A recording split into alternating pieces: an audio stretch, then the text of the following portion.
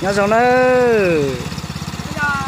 nó chơi của tôi sẽ được kiểu nó hay lia à hay lia nữa tôi kiểu tôi lia gì hay tan đâu trời nữa à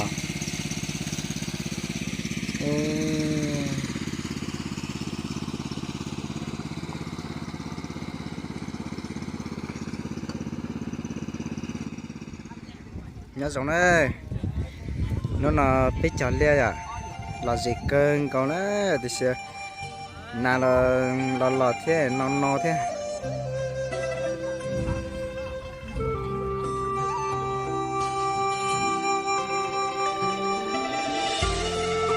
trong nữa là gì cực kia nữa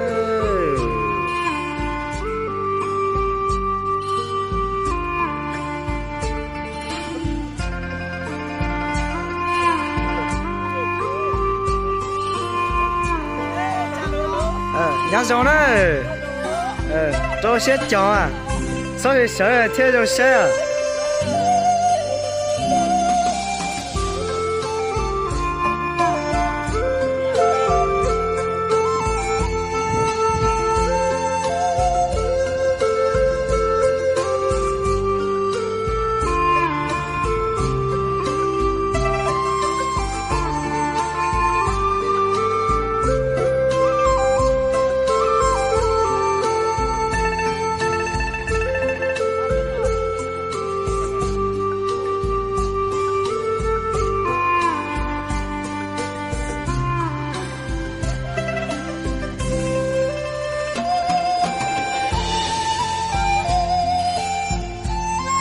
liền tàu tiền nữa nó rõ được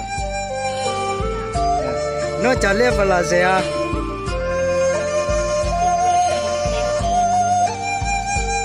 có là gì à là gì cái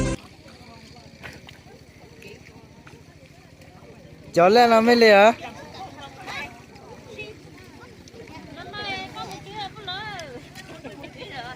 ô trở lên chút cười à ô xuống câu chút là táo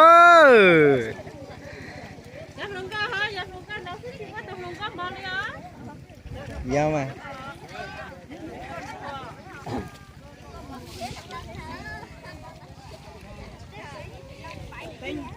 qua mông nhăn là trở lên ơi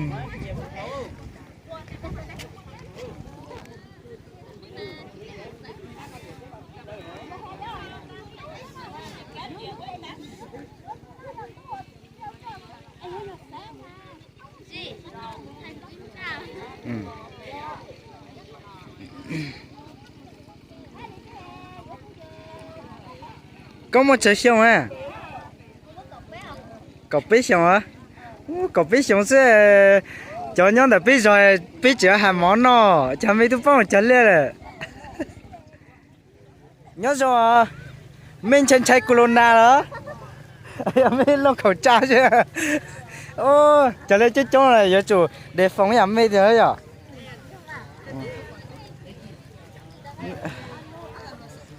mình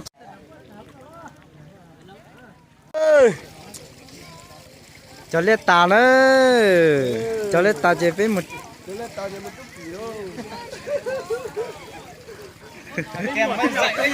thật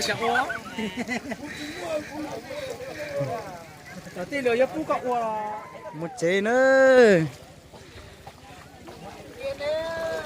ui vô phút trả liền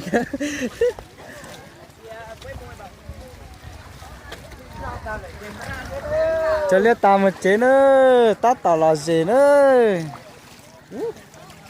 nãy không chịu hai leo nhìn cho mình cột lối mất ra bây giờ ô mày nhá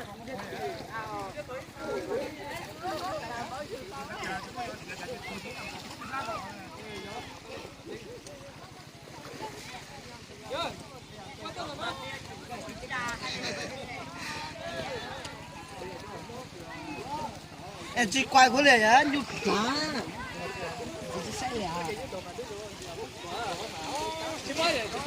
Ô, là gì cần cậu ơi.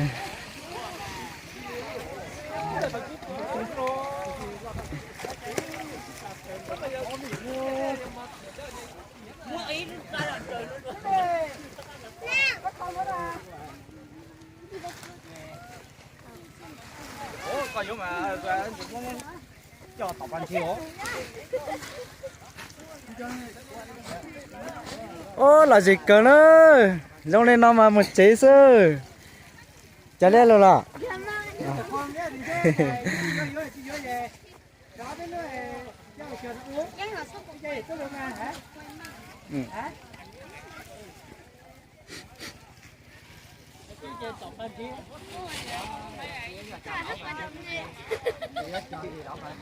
Muốn nó là gì à? Muốn nó chế à? Ô, là gì tia à?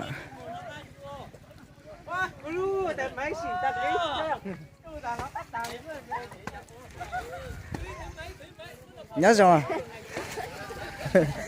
Bà nhớ rồi. à nhân sao Nó chả lẽ vào là gì thế? xin lỗi nha Xin lỗi đi hả? có phụ nữ nữa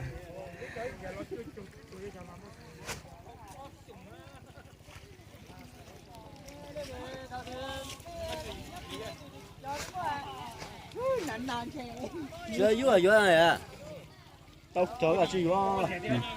Chứ tôi chở